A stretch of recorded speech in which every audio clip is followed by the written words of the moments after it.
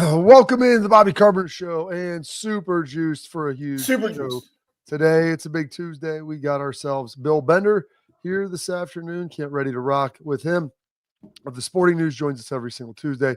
Schlegs, he's got some ideas, some different things that are out there regarding the playoff seeding. So we'll dive into that, break down the games, what his expectations are moving forward for this college football playoff.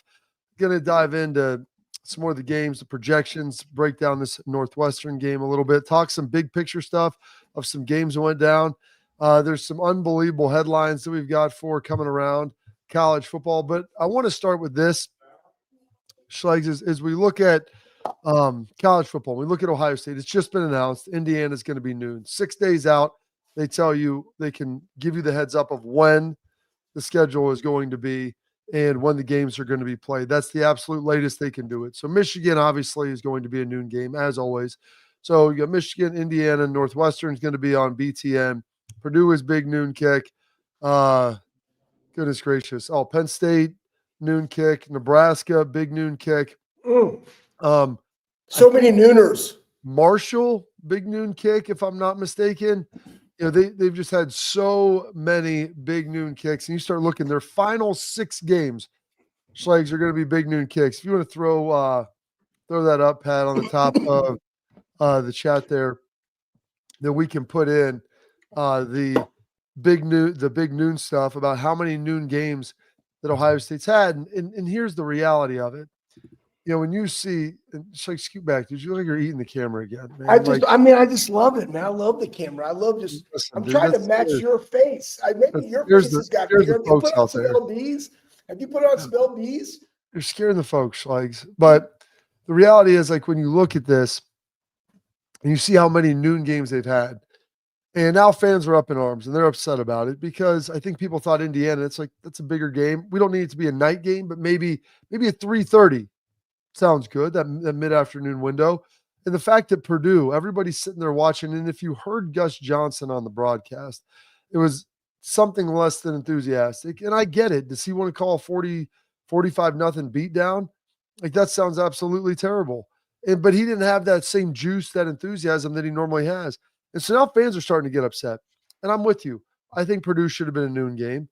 But the problem is Fox makes that their biggest viewing window. Now, Joel Klatt came out and had some comments that we'll get into about it initially. But Schlegs, when you see that there's 5 games, and Pat, if you can throw that up about the noon kicks, if there's 5 games or the final 6 games are going to be at noon, what are your thoughts on that?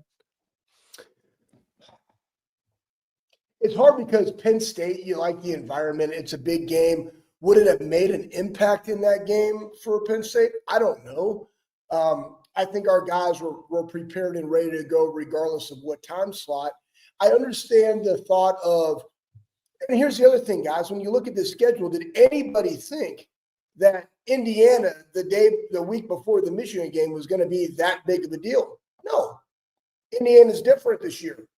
Cignetti's done a phenomenal job. To your point, Bob, there's a 3:30 window that could work. Now, why do people like to play earlier as opposed to a night game? Well, then guess what? After the game, coaches are already getting in there preparing for Michigan the week prior. That's kind of why you don't want it to be a night game, because they just get more time to be able to go do those things for that week.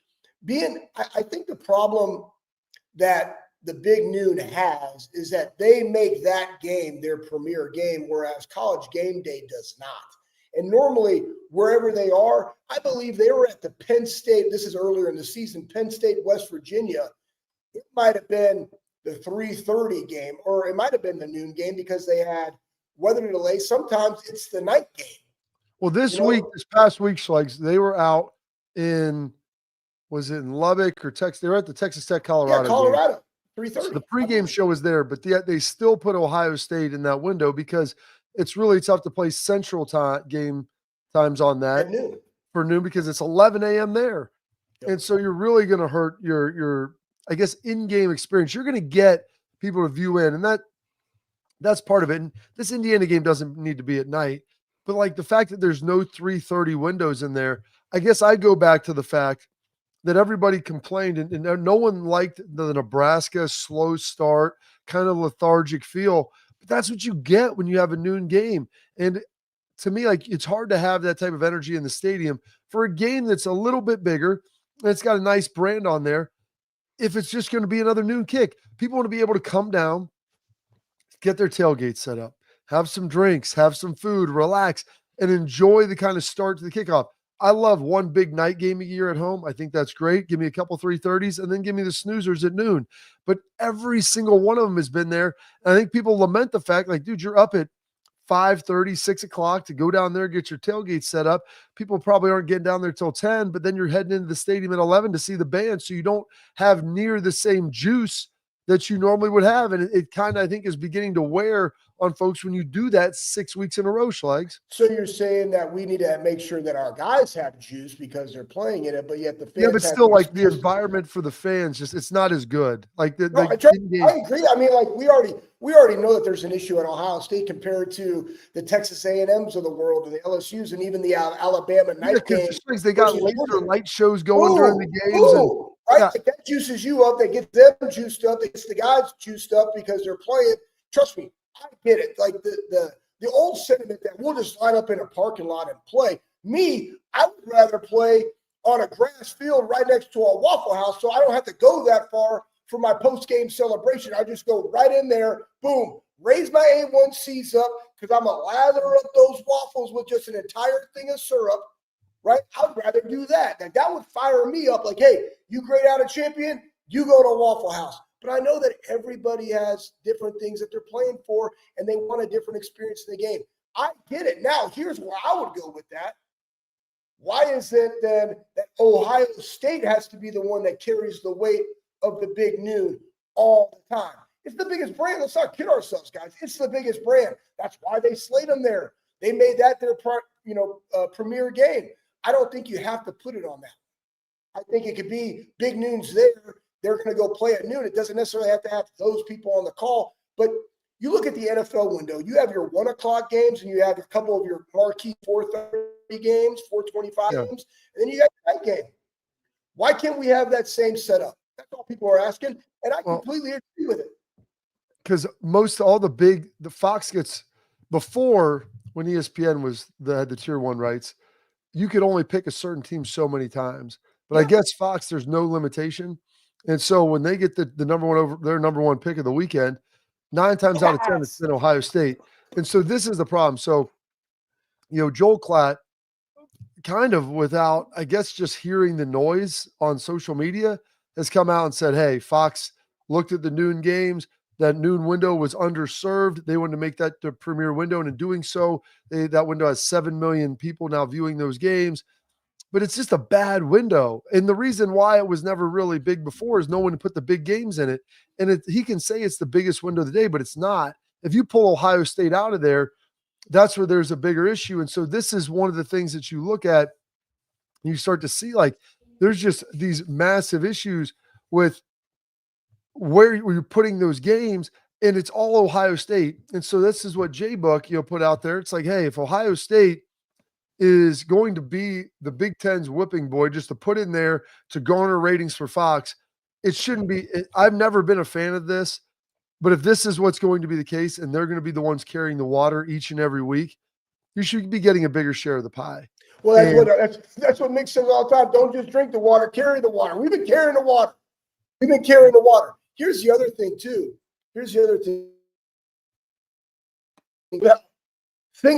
Let's go back. Who's the guy that set up this agreement? I believe he's Kevin Warren, the GM of the. Yeah, Kevin Warren. Hey, Kevin Warren, man, let's freaking go. I saw somebody tweet that out about his resume, like just throughout the time in the Big Ten, and then now with the Bears, and it's just like, man, way to go, bro. Way to really think this one through. Yeah, and listen, there's a lot of money that's involved in it, but all that's been dictated off Ohio State. And, like, who wants to really watch, Illinois and Northwestern play, or Maryland and Rutgers? Like, the bottom of the Big Ten, the viewership is so bad because they're teams that are not good, that really aren't trying to win and investing the resources the way that they need to. They don't bring any oomph, if you will, to this. So the bottom third of the Big Ten is just getting drug around. And so Ohio State, like, we've reached a point where hopefully, you start looking at, I think Bo Bishop calls him Top Gun Ted, Slapshot Ted Carter, the president of Ohio State. And you look at Ross Bjork, and it's a question of now it's like, I've always been for equal distribution of dollars because I think that makes for a better conference and a stronger conference. But if there's no one else being put up there, then Ohio State has to play these big noon kicks every week. And especially with like big games and people, you want the environment for recruiting and all these different things, but yet you're throwing it in a noon window and then everybody complains about the lack of juice in the stadium. Like, it's not Ohio State that's electing to play these. It's all of it's Fox, and it's the agreement that Kevin Warren set up, and it's the fact that nobody else has been that good. Like Penn State, they've been good. Michigan, they were good. They're down this year. You're not going to put USC on there because they're not good. Look this season, and who knows if they'll return. Oregon's been really good, but you can't put them on that noon window because they're on the West Coast. And so you start looking around, like Nebraska has underperformed, and it's paralyzing because you're starting to look like, how do you get out of this? Like OSU, Texas next year, Schlegs, that should be a night kick. 100%. It should be a night kick, and I am fairly certain that it's going to be big noon, and like they're already bracing for the backlash of it because it's going to be terrible. I know it should. The Notre Dame game. Terrible. That's so I'm saying that Notre Dame game in 2022 may have been the last big night home game that Ohio State's going to have for the foreseeable future, and that sucks because those big non-conference games scream night environments. It's early in the year. It's warm. It's beautiful. The weather's fantastic. And it turns into the stinking state fair down there. And that's what you want to see. And that brings the juice into the stadium as opposed to like lamenting and complaining, guys, like start slow. And I'm like, I get it, but it's a function of that terrible start time. And I have to hear one more person tell me, Woody Hayes played at noon. That was 70 years ago. And by the way, Ohio State used to always play at 1:30. The only time they played at noon was for Michigan, and that was it because it was on TV. So these times are completely different. And I understand, Schlegs, you keep going stack it vertical, count them sideways. I know that's what the money is for. But Ohio State, if they're going to have to bear this burden, they should be getting an extra portion, if you will, an extra size helping. I don't understand why Big Noon can't be at Ohio State, Indiana, put it at 3:30, and then have another good Big Ten game. That's because there are no other good games in that window. That's the problem. There's no other games that are worth a crap. You go look at the schedule. I've tried to find them. They're like, it's like trying to find a chupacabra out there, Schlegs. They don't exist. It's an aberration. It's a phantom. Well, let's just put this last week, right? Like Ohio State, Purdue, you got no problem with that. An apparition. But you also had Indiana, Michigan, right? Like it was like the second. That should have been it. I guess, as to my knowledge, like CBS gets a couple first picks, and that was one of the times they had first pick, and they took that game. But then, like, you're stuck with Ohio State and Purdue at noon on Fox. I don't know. I wish I had answers. We just went through that we don't mind that game being at noon. That is a game that should be at noon. 1-7, right? Versus us, right? Cool. Be at noon. But then switch this next game. Make the next game to 3:30. Exactly. And I guess the question is, Bob, that we're talking through this is with parity in college football, with teams underperforming and overperforming, you can't just go at the beginning of the year and say, I'm going to select this, and this, because you really still don't know. Like the NFL flexes their games. They don't pick them. They don't pick the games. They pick these games up to 6 days out. So it's not like they're picking. Exactly. Well, if that's the case, Bob, I'm sorry I didn't know that information. Yeah. Like that's ridiculous that they can't alter the schedule or the times predicated upon this, to be able to have the better games in the right windows. It's all about the dollar, Schlegs. And the right window for Fox is at noon. So, folks, you can lament this the rest of the way because it's going to be sad. We'll tell you about this. We've got Bill Bender coming up here, the Sporting News. He's got a great article talking about conference championship games, seeding, and everything else. But we want to tell you about X-Sport. Attention, parents and athletes. Protect what matters most with X-Sport mouth guards designed by NHL team dentists, worn by professional athletes. X-Sport guards are scientifically tested to absorb the high-impact hits to protect both your teeth and your brain. X-Sport mouth guards have 3 layers of custom protection, and they're 3D printed so they fit snugly right to your grill. That means more protection, better performance, max comfort, clear communication. Focus on your game, not on your gear. Don't take chances with your safety with xsportguards.com/Bobby. You save 15% when you head on over there. Export, protect what matters most. Bill Bender of the Sporting News coming up next.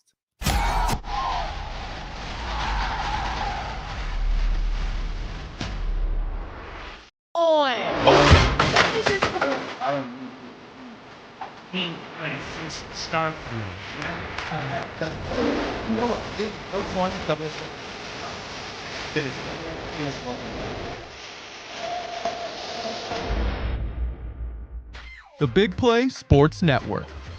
Download the free app today to watch all of your favorite hosts on demand.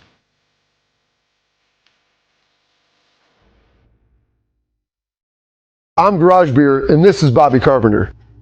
Garage beer. Beer flavored beer. Beef with an F? Okay, my bad. It's crisp and cool, and it doesn't taste like.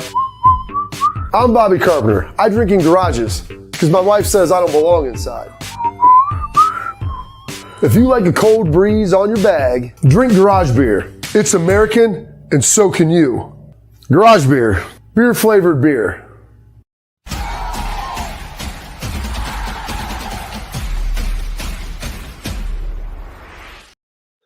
All right, now we're pleased to welcome in our guy from the Sporting News, Bill Bender. Sorry we had to keep him waiting. Got into an intense conversation there, Bill, with regard to some of the different start times. I know Ohio State fans are not happy. It's not Ohio State's fault. It's Fox. This is the conference. This is what they want to see.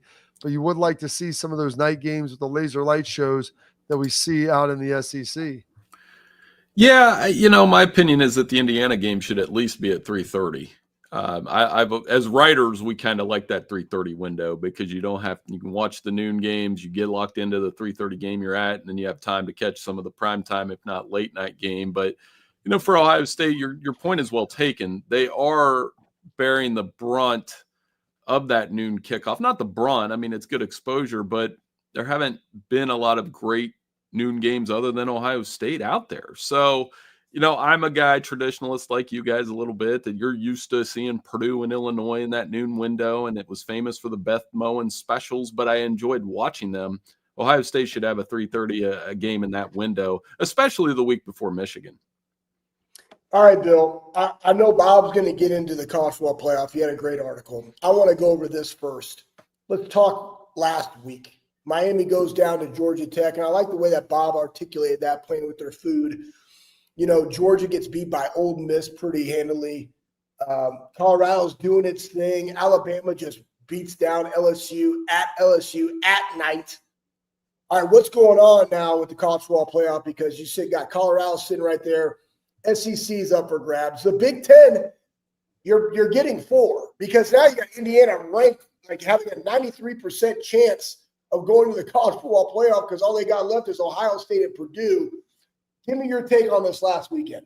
Well, Miami losing wasn't a surprise to me, and I think they have to be more than just Cam Ward. Cam Ward is one of the few game changers at quarterback that can carry a team completely, and he's been doing that in a lot of ways with their offense, but you can't give up that many rushing yards and expect not to get bit, which happened. I think that means that the ACC is a one-bid league. I think the Big 12 is a one-bid league, and with each week, I'm thinking Colorado could win that conference. They keep passing all these tests. I thought Texas Tech would beat them. They took care of business. I think if they beat Utah, that path opens up and for a potential Colorado BYU championship game. The 4 Big Ten teams are probably in, which means if you're an SEC team trying to squeeze into this playoff, you are rooting like crazy for Army to beat Notre Dame, knock the Irish out, and maybe steal that group of 5 berth. Yeah, it's going to be interesting to see what happens and how all that plays out. Schlegs was talking about some of those SEC games. Were you more surprised about the Georgia Ole Miss outcome or the way that LSU and Alabama looked? Probably more surprised at how Alabama was able to empty the stadium at night. If you told me before the game, hey, 14:50 left in the fourth quarter, Jalen Milroe is going to score his 4th touchdown. They're going to be up 42-13. and a wet, soaked Tiger Stadium is going to be half empty with Alabama fans chanting, overrated or goodbye, those kind of things. It was really eye-opening and a reminder that Alabama's home run swing's pretty good, especially when Jalen Milroe plays like that. So I think that was a little more surprising than Georgia turning the ball over, which they've been doing for 3 weeks, and Ole Miss pulling out the win there. Although, guys, Georgia looks bad. Georgia does not, in the playoff rankings tonight, I don't think Georgia should be in the top 12. They don't, other than that half against Texas, what have they done to deserve to be in that playoff? Great questions by the great Bill Bender. I'm going to flip it now. Boom. I want to go a little bit of your take on the Buckeyes this last weekend. So 45-0, blanket Purdue. Defense hasn't given up a touchdown in 126 minutes. Offense is looking good. Give me some of your takeaways. Again, it's Purdue. They're 1-7. Handle your business. Are we starting to see some things that you wanted to see early on from Ohio State as they go into Northwestern and then a big matchup with Indiana and Michigan? What are your takes? Well, mature teams do what Ohio State did in that game. We can talk about the slow start if you want, but Will Howard, I think I come on this show every week and rave about how he's playing in terms. He might not be a game changer, but for what Ohio State needs out of him, he's perfect. 3 more touchdowns, 10 yards of completion or 10 yards an attempt. And he is among the top 7, 8 most efficient quarterbacks in college football right now. If you look at the true national championship contenders, he's right there with, a Jackson Dart or a Dylan Gabriel or a Quinn Ewers. I think he's been fantastic. You got Travion Henderson on track, and the defense is nasty. Another thing I think we talked about last week, if you look at the teams that are projected to be in the semifinals and the quarterfinals of this college football playoff, you're going to find 6 schools that rank in the top 10 in scoring defense. Ohio State being one of them, Tennessee, Indiana, teams like that. Notre Dame's playing very good defense right now. So, I mean, the Buckeyes have been as good as anybody on that side of the ball, and it was nice to see a good guy like Jack Sawyer get in the end zone. Well, it's great to see that for Jack. Big touchdown for him. Gus Johnson didn't seem all that excited about it. Bill, when he scored, I think his energy was waning there, having to come to Columbus. He needed one of these, man. He needed one of these. He needed a bang or a rain or a monster or something. Not all that juiced up. Not like he normally is. After watching Indiana beat Michigan, jump up on them, look like they're about to run away, Michigan pushes back. I say Indiana for real, but I mean, they're 10-0. Are they a team that you could conceivably see winning games in the college football playoff? I'm taking a long pause because I'm trying to be polite. I don't think they will. I don't think they'll beat Ohio State next week. I'm not undervaluing what they've accomplished. Don't get me wrong. I mean, to be 10-0 with the transfers they've had to come in and Curtis Rourke playing the way that he's played for them is fantastic. But I'll say this, and you guys feel free to disagree. Had Michigan had competent quarterback play, they probably win that game Saturday.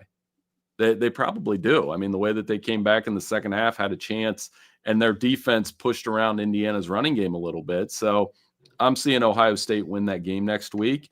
I'm going to guess that Indiana gets between a 7 and a 10 at 11-1 in the playoff. Maybe they host a game, maybe not, but they're going to bump into a Notre Dame or a Tennessee. And here's one thing I'm going to say. We mentioned Notre Dame losing. If they lose, so an SEC team can get in. There's not a person in Tuscaloosa or Oxford or Athens, Georgia, that believes that their team, and I'm not sure how many people outside of those towns believe that any of those teams would lose to Indiana in the first round. And maybe Curt Cignetti can use that as fuel because he's done a great job of doing it. But are you picking Ole Miss to lose to Indiana regardless of where they play? I probably wouldn't. And you go look, again, I still think that you have to put credence on 10-0. But here's their deal, right? FIU, Western Illinois, UCLA, Charlotte, Maryland, Northwestern, Nebraska, Washington, Michigan State, and then Michigan, who's down, who is not even bowl eligible. No ranked opponents until they get Ohio State. So you still won all your games. They were winning them, right, by 14 points, averaging 46. The last 2 weeks, not so much, right? So, again, Washington held them to 31. Michigan held them to 20. What are they going to have to do? Again, they're also on a bye week. What are they going to have to do in this game to be able to compete with Ohio State when it comes up? Compete would be the only word. So Yeah. I've been running through this scenario in my head. What if Ohio State beats Indiana like they did Michigan State a few years ago? Ooh. Well, I can't even remember the final, guys. I think it was 49-0 at halftime, and it looked like I think a it was scrimmage. 56. I think they only scored one more touchdown. They basically just ran it every play in the second half. Right. So what happens to Indiana if that happens and they're sitting there at 11-1? And as I mentioned, the SEC is trying to squeeze a fifth team in, because if you look at the SEC pecking order right now, it's some combination of Texas, Tennessee, Alabama, Ole Miss, Georgia, and even Texas A&M.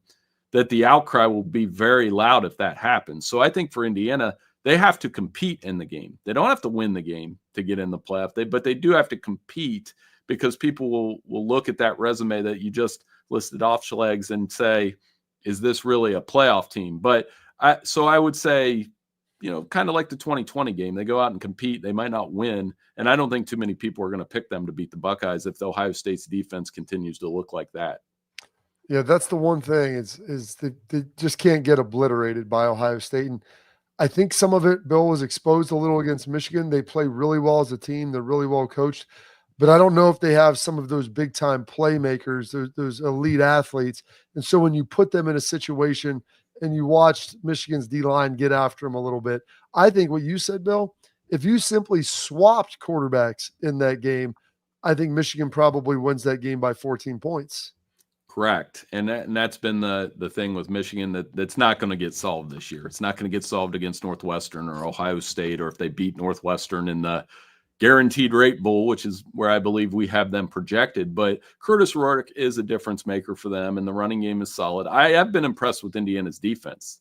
That's the part that doesn't get talked about enough, that they've had a top 10 defense throughout the year. The only three teams in the country right now that rank in the top 10 in scoring offense and scoring defense are Indiana, Ole Miss, and Texas. And I know on the other side of this segment, we can talk more about Texas, because in my opinion, if you take out the loss, you can strike one thing from the record. Texas and Ohio State have been the most complete teams this year. Yeah, we'll get into that here, because we're getting a little bit of this playoff projections, scenarios, the seeding, conference champs getting buys. Bill Bender breaks that all down next. An article he put together for the Sporting News. Be sure to check it out. So stay right here. Stay locked in. More Bill Bender on the Bobby Carpenter Show.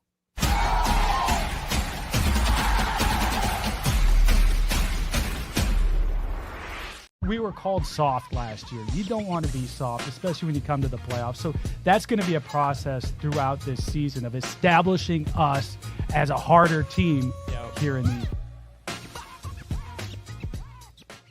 I'm Garage Beer, and this is Bobby Carpenter. Garage beer. Beer flavored beer. Beef with an F? Okay, my bad. It's crisp and cool, and it doesn't taste like. I'm Bobby Carpenter. I drink in garages because my wife says I don't belong inside. If you like a cold breeze on your bag, drink Garage Beer. It's American, and so can you. Garage Beer. Beer flavored beer. I don't buy into this nonsense, this conspiracy nonsense that he's got his money and he's dogging it. That's ridiculous.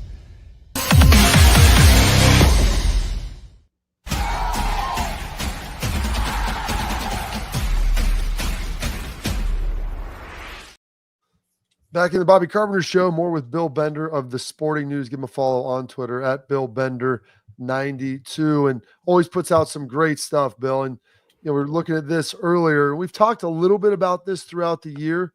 Top 4 conference champions will get those 4 auto buys, and we've only in year 1 of this, but it almost already seems antiquated when you look at the rankings and you look at where some of these teams are, and potentially what the ACC champ could be ranked, what the Big 12 champ could be ranked.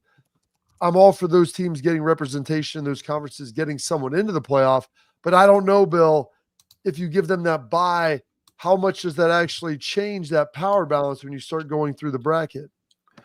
Yeah, and I use Oregon and Ohio State as the example. So from Ohio State's end. They could go into the Big Ten championship game, and that could be their 4th top 5 showdown of the year.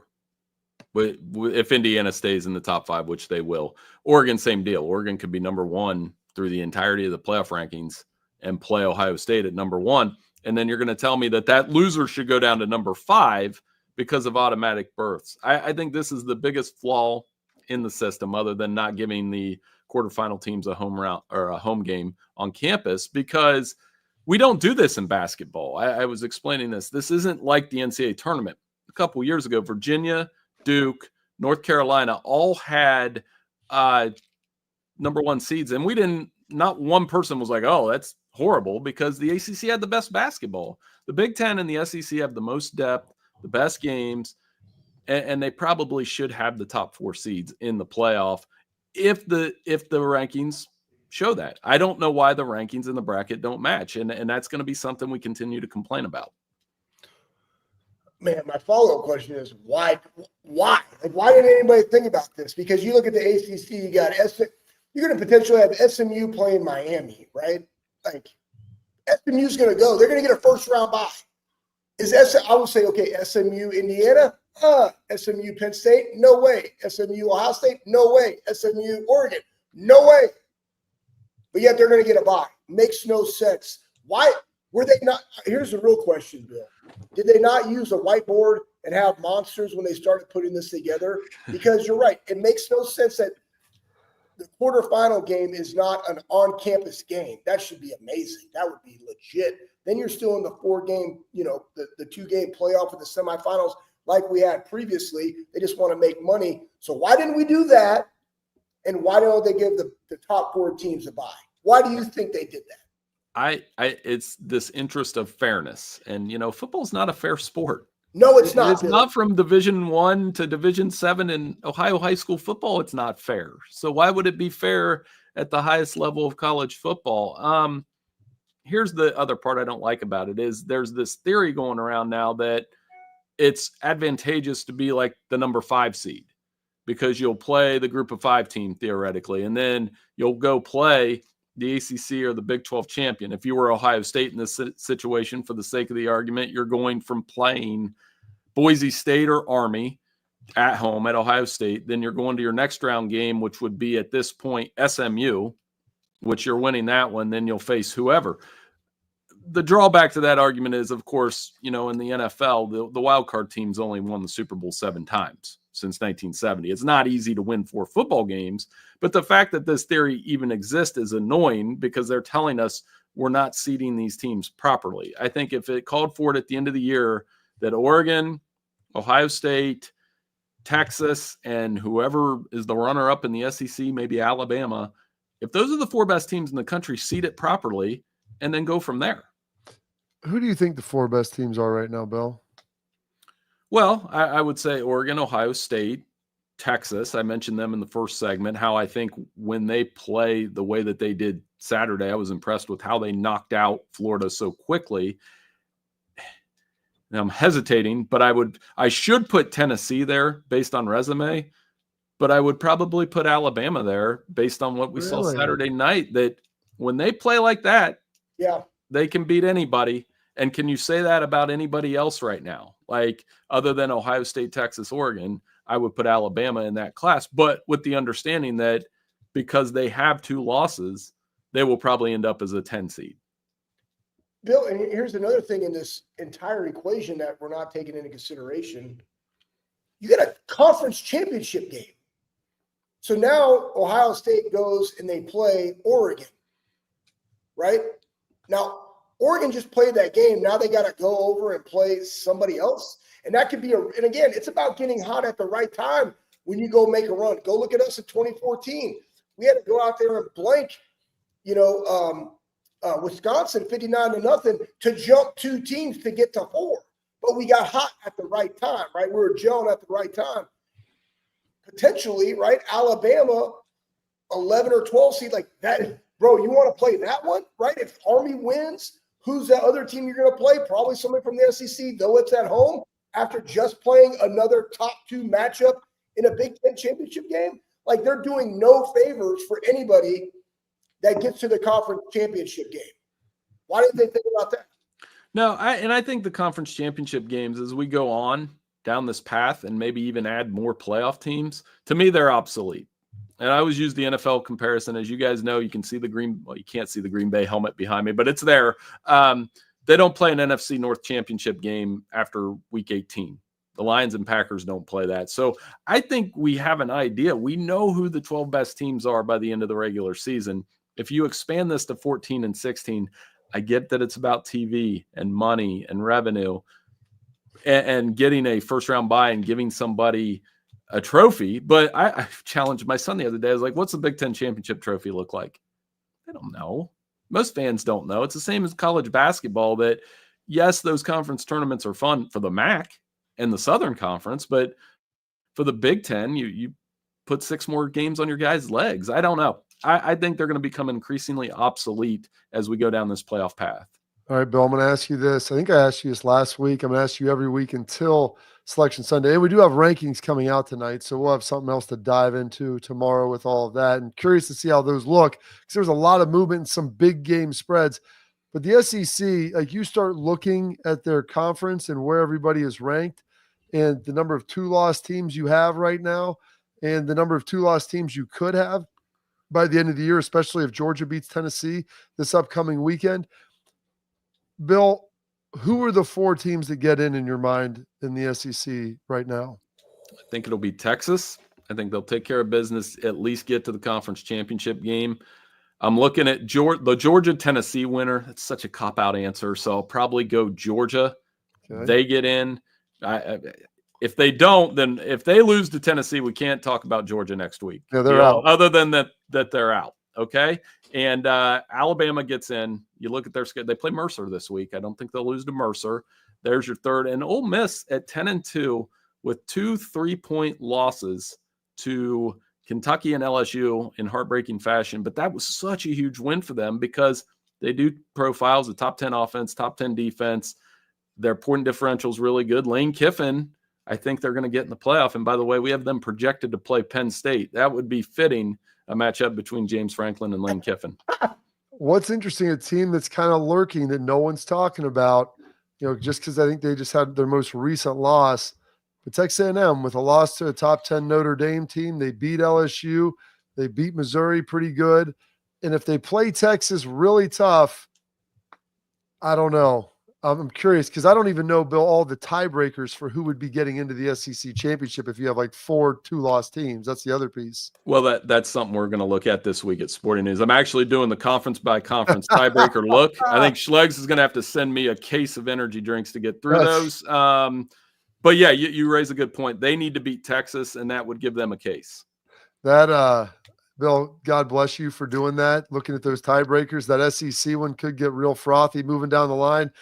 ACC, I think, avoided it with that Miami loss and the fact that SMU is still undefeated. But because I think both Miami and Clemson both played SMU, and I think that would be the common opponent that one lost and one won. So that helps them. But yeah, that SEC is going to be a mess. We'll have you on back. We'll have you back on next week to talk about it some more. We appreciate it. Thank you so much for your time. Hey, you guys be well. Have a great week. Thank you. He's one of the best, Bill Bender. At Bill Bender 92. Go check him out in the Sporting News. Always putting together some great stuff that we love to talk about here. All right, coming up next, we've got our headlines. There's some big ones here coming out of Ohio State and college football. Up next on the Bobby Carpenter Show.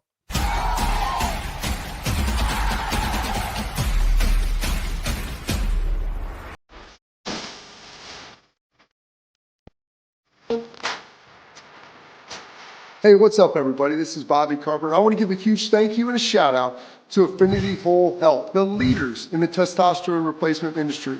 I've been on a testosterone replacement program for a few years right now, and I've got to tell you, it's been an absolute game changer. Affinity Whole Health has allowed me to be the best version of myself, both mentally and physically. I loved how easy it was to get started. I booked my free consultation, met with my prescriber, checked my numbers, and Affinity Whole Health designed a program that was customized to fit my needs. So I'm telling you guys, if you have low energy, you want to get rid of that spare tire around the waist or take it to the next level in the bedroom, Affinity Whole Health is the place to get started. So don't wait any longer. 5 minutes of your time, book your free consultation. You're going to love the way you feel.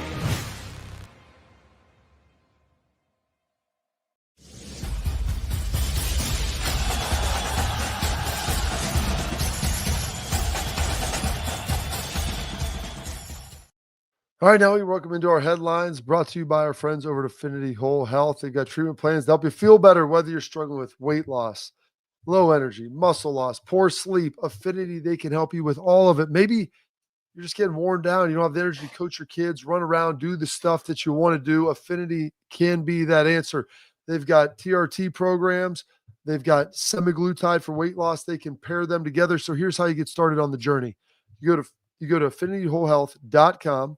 You set up your free consultation. You go into the office, boom, boom, boom. They run some labs, run some panels. They develop a plan for you. What do you want to accomplish? And then they ship the stuff, boom, in 2 days straight to your house. So you don't have to go back in to the office for treatments, helping save time for you. So do not wait until January. Get started today at affinityWholeHealth.com. All right, Schlegs, we've talked a lot about IU with Bill Bender. I want to throw this up here. Indiana's odds to make the college football playoff. And they threw this out here. And some of this you got to understand is, what conference you're in, how many losses you have. So Oregon being undefeated, unless they drop their next 2 games, like they're getting in. They have one up on OSU, so they can afford a loss. They would still hold a tiebreaker over them to get into the Big Ten championship game. If you get in the Big Ten championship game, you're going. Washington's not all that great. They've got a pretty manageable schedule. But next up is Indiana, and they're ahead of Ohio State. Schlegs. Why? Well, they have 0 losses. Even if they lose to Ohio State, they're probably not losing the old Oak and Bucket trophy to Purdue. So they'd be 11-1. And unless Ohio State just 59-0's them, and I still don't know then if they don't get in, because it would be in Columbus.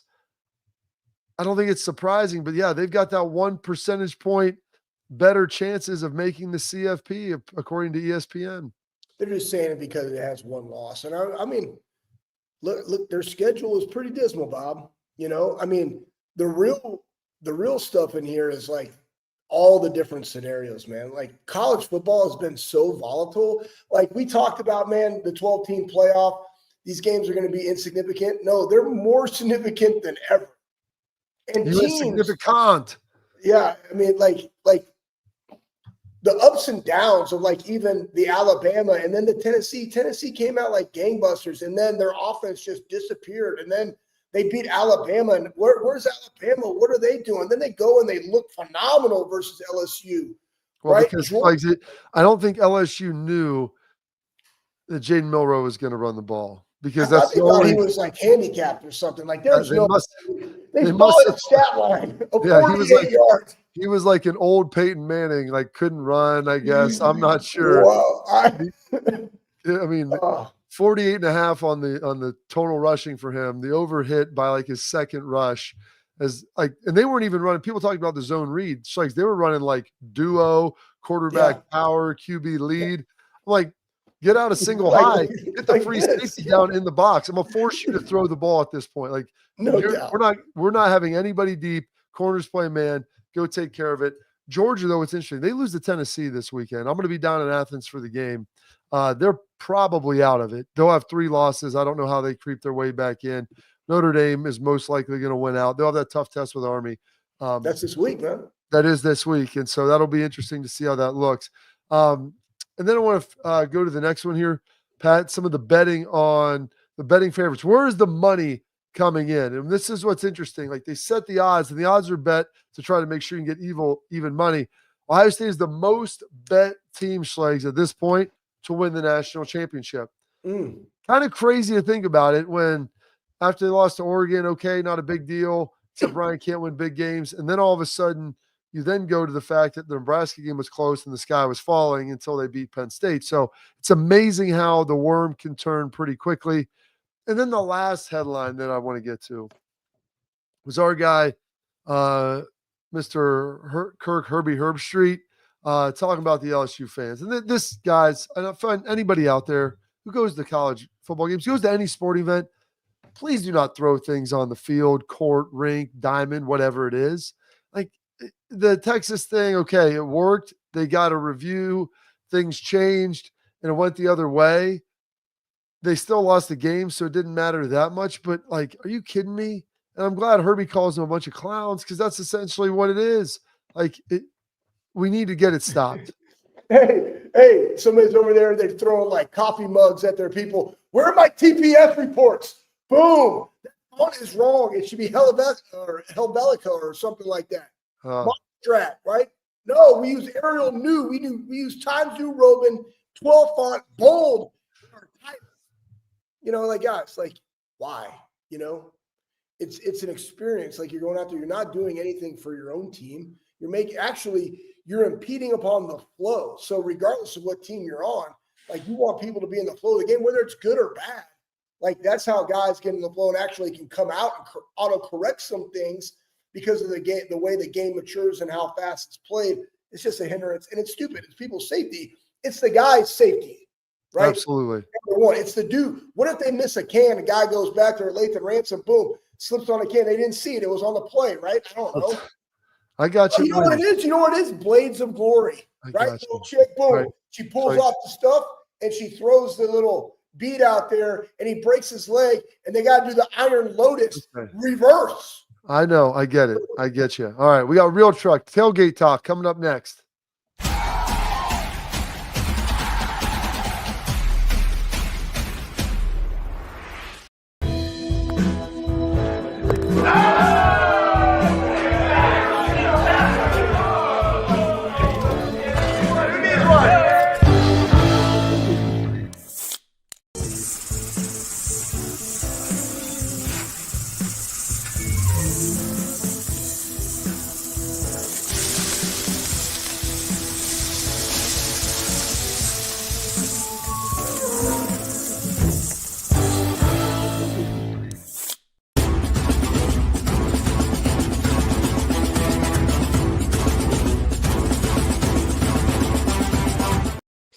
All right, Schlegs, Real Truck, Tailgate Talk, brought to you by Real Truck. Our friends over there doing a great job. Listen, go to realtruck.com, outfit your Jeep, truck, Bronco, whatever it is. You go there, you spend $100. Here's what they're going to do for you, for the loyal watchers of our program. Use promo code Bobby at checkout, you get a free hat. How great does that sound? So go to realtruck.com, trick out your truck, Jeep, Bronco, just like Schlegs and I did. They got stuff inside, outside. It'll make it look sweet. It'll ride better. It'll take care of everything.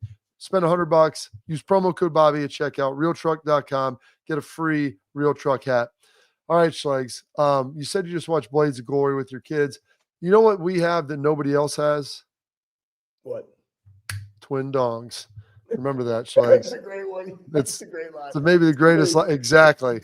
It's the greatest line. All right. One of the comments here from yesterday with Lathan. Love this. Liked Ransom's perception. Quote, we know what it's like to win all season only to lose in the end. End quote. We talk about brotherhood, but it's the strongest brotherhood we ever had. These guys truly love each other, and they got your back. Seemed like their mind is made up this year on the Michigan game. Pretty solid. And, like, that's the fact that he references that and you talk about it. I always tell people, like, not talking about it doesn't make it better. You have to talk about the failures in your life, the things that you struggle at, and that's the only way you can attack them and end up overcoming some of those obstacles. Bro, it's called self-introspection. I honestly believe it's one of the biggest missing qualities of the population. And people don't want to admit they're wrong. They don't want to admit, like, where their kids actually are in sports. Like, they just have this perceived view of themselves that's greater than it actually is. And to know, hey, we win all year, and then what happens in this particular game or what happens in this big game, like, we're just going to continue to do the same thing and hope it fixes. No, it's called insanity. So how are we going to get it fixed? How are we going to get it resolved? And I love the mindset of this, and it starts with what you talked about, Bob. It's leadership. It is leadership, all right, Schlegs. We've got one more. Where was that one? It was talking about Quinshawn. Yeah, I was going through here because it was talking about Quinshawn and maybe him not getting as much as he has. I don't know. Well, just ab-lib it. Well, yeah, the question basically was about, Quinshawn doesn't seem like he's getting as many reps, getting as many touches as he was earlier in the year. And I still think he's had more carries than Trey on a week-to-week basis. Trey's just kind of popped a little more, and then they'd be getting subs in. So I don't know if it's he's not playing. He's actually starting the games now, and Trey Yeah. has been more the change of pace back. Yeah, I mean, guys, he carried the load on the 4-minute drill at Penn State. He had more carries than Trevion this last week. It just was the flow of the game because Trey got some carries because they used him in the passing game. So it's not like he's not getting them. And then it was a 45-0 blowout, stub them in. And here's the cool thing: they're good. They're good. They're like, it's like They'll they're be going to fine. get their touches. They're fine, guys. They're fine. Yeah. Like it's okay. There was games before in the year where they didn't have a ton, or it was really balanced, 11-10. Right? It's okay. He's going to be fine. Yeah, would like to know why Q seems to be having less and less reps. Maybe it's just me missing something. Seems odd, but yeah, he's been getting them. It's just Trey's had maybe a little bit more of the explosive runs. That just comes with sometimes the blocking and how it ends up shaking out. Those guys are a great tag team, though. All right, that's it for Tailgate Talk, brought to you by our friends at Real Truck. Coming up next, my man Anthony Schlegel, parting thoughts as we wrap up the Bobby Carpenter Show.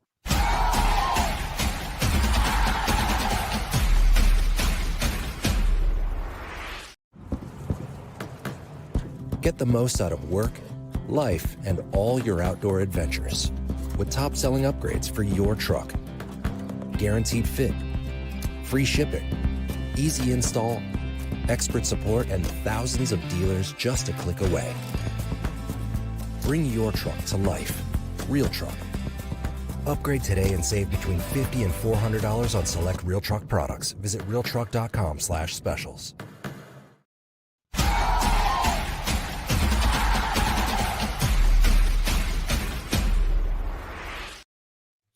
All right, Schlegs, 30 seconds. Your parting thoughts. Wisdom is this. I absolutely love Bill Bender. I want to applaud Kevin Warren for what he's done for the Big Ten and the Chicago Bears, Brandon Beam. But Bill brought up a great point. We do this in basketball. Why not for football? But here's what I will say. It's year one. They will make auto adjustments. I think the reason this is happening right now is because they didn't sit down on a whiteboard, drink a couple of Monsters or Bangs or Reigns, and figure this out, right? They're just like, oh, we're just going to do all these things. It doesn't matter. You got to get in, and it's the teams that will be the hottest will have the opportunity to go win this thing. They got to be clicking on all cylinders. I like where Ohio State is, but right now where it stands, I don't like the fits of the 4 best teams not getting the bye. Absolutely, Schlegs. Well, all you got to do is go get it figured out on the Doom-a-Jig, and then you'll be fine. So that's it for this edition of the Bobby Carpenter Show. Tomorrow, 12:30, live Eastern Time. We got our guy, Mr. Aaron James Hawk, will be joining. Another big show for you coming at you on Wednesday. That's this edition of the Bobby Carpenter Show.